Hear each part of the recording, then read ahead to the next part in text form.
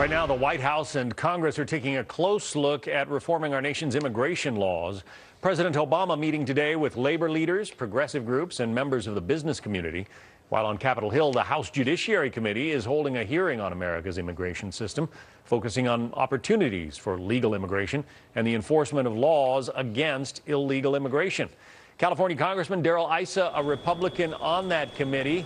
We should point out there's some kind of an alarm going off in the background. Congressman, we thank you for sticking with us through what I'm sure is a difficult exercise here. But this is said to be kind of an interesting approach to start with committee hearings. Can you tell us about it?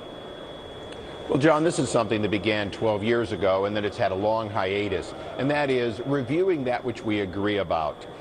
Today we're hearing that we agree about high skills people, particularly ones who get advanced degrees in science and math from U.S. universities. They need to be allowed to stay here because they're net creators of jobs. We're also hearing about the need for a guest worker program for migrant labor, for people who pick our crops. And then in between, we have 11 million people, many of whom have been here a long time.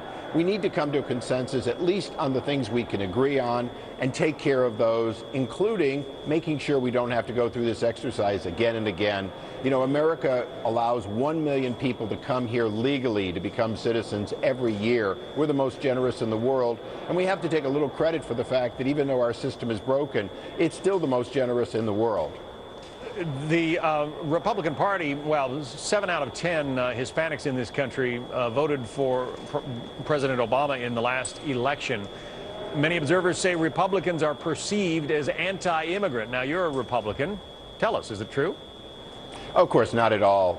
This has been a challenge for a very long time. New immigrants, like my grandfather when he came to America from Lebanon, naturally seem to become Democrats over time when they realize that the pathway to success in this country is in the private sector. It's in freedom and opportunity. They tend to become Republicans. This was true of Irish, who once were in lockstep with the Democratic Party and today are almost equally split. I think the important thing that we're dealing with today, though, is as a compassionate nation, we cannot raise expectations and then shatter them for generation after generation of people who come here looking for jobs. We've got to have a system that works, that's enforceable, and that in fact fills those slots that today are in some cases filled by people who are here illegally. We've got to solve this problem and set expectations and reality equal. That's the compassionate thing to do. It's the right thing to do, and it's what Republicans are talking about today. Mike Emanuel said that the House is trying to get ahead of the president on the immigration issue. Your response? Well, I think that the Senate was ahead of everyone, and on a bipartisan basis, they outlined some of the structures of a good bipartisan bill. The president then took that, repeated it, but left off the enforcement trigger, something that they had agreed on a bipartisan basis would cause them not to have to deal with 11 million illegals again.